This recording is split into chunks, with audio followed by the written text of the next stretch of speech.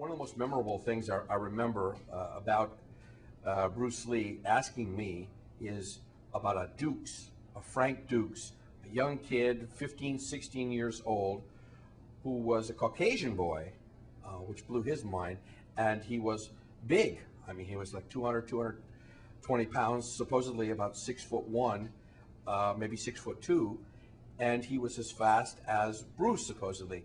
Bruce was completely stymied by this and wanted to find out, where is this Dukes? I have to see him to believe it, because he had never heard of a white guy that big being that fast. And I thought that very interesting. I did not know Frank Dukes at that point. Years later, I did find Frank Dukes, and I did tell him about that and everything. And he was that fast, because I did see Frank in action and everything. So he really was that fast. And when I saw this man actually move and everything, and his hang time in the air was like a Michael Jordan. It was phenomenal, how he defied gravity, and his speed was blinding speed. Frank knew a lot about the culture of martial arts. I mean, he knew uniforms and history and where things came from and how weapons. He was one of the great weapons masters in martial arts history. I mean, he knew everything that you could possibly think of. A great historian in that regard. And I never met a Chinese guy or an Asian guy or anyone like that who knew that much. He took the time to study for years and years and years. So he was very, very dedicated. Frank is one of the most dedicated guys that I ever met in martial arts or outside of martial arts. I remember back in 1975 when Frank Dukes was 19 years old, and they had the Kumite in Nassau. Now you have to remember that Caucasian martial artists were like considered like less than equal or more than pay dirt, and they were like put in the first round or two just so they could beat the crap out of them, and so that they could have this total dominance and everything. And so that they felt that Frank was going to come in there and they were going to just slaughter him in the first round, whatever.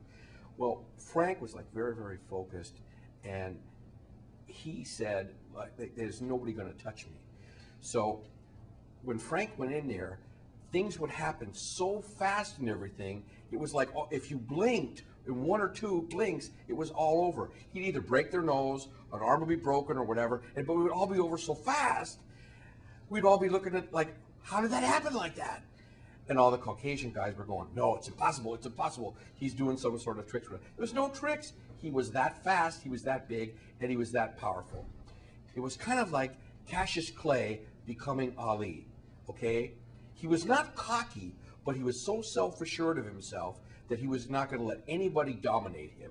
And that's what it was. He became the dominator. He became the Terminator, okay? He went all through that whole Nassau thing, and he won that. He won that. He was the first Caucasian guy to ever win that. Now, the Asians who were the heads of the tournament and everything didn't want to believe it. They demanded that he go to a kumite in Asia, right, and fight there from the scratch, like from the beginning. And they didn't want to give him any title or nothing. And I said, Frank, you know, you're going to do what you're going to do, right? You're just going to do the same thing, okay? So Frank goes to the tournament in Asia, like nobody knows Frank and everything. And who is this white guy, this tall guy, big guy and everything? And nobody had heard anything about the thing in Nassau because they wouldn't, you know, it was all hush hush. So I kept telling people, you know, I said, you know, that guy is faster and bigger than you think, man. And I used to take side bets and everything, right? And I made pretty good money on it.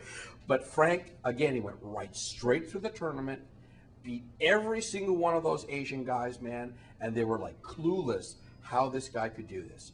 How could this man be that fast, that big, and beat them that quickly? He won matches so quickly. I think he set world records in that tournament. Okay, I think one of them was like 1.2 seconds, all done. That's it. and it was all over. And so after that, then the respect started to come and everything, and they realized that this man who knew, they started to find out he knew a lot about martial arts and everything, and that he had formal training and everything, right? That's when they started to respect him, okay?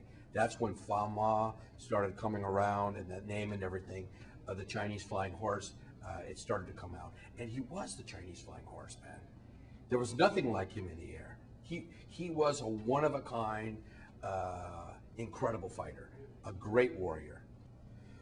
When Bruce Lee was alive, people, he was a top dog then in martial arts and in films. You know, because people were jealous of him, of his abilities and his speed and his physical prowess and how powerful he was. They would talk down behind his back, and they would use their tongue against him, okay? And there was a lot of prejudice there. One of the things about Frank Dukes is he broke down that barrier. He broke down that prejudice, okay? When he was in tournaments, man, you know, they thought he was like a white pine tree or something. He was just going to fall. They were going to cut him down, and he'd go like that. That didn't happen. It never happened, okay? So what he did was to break down that prejudice. He was like the first Caucasian guy that was the big man to break that barrier down. He broke the barrier down for even Benny the Jet, who tried to get in that Kumite tournament, and because he was Mexican, was totally denied. I mean, they would allow a white, big, tall guy in there, but not a Mexican, okay? So Benny had to go into that kickboxing tournament, and that's how he got into it there, Benny the Jet. But it was Frank Dukes. He was like the first major guy to break down those prejudice barriers.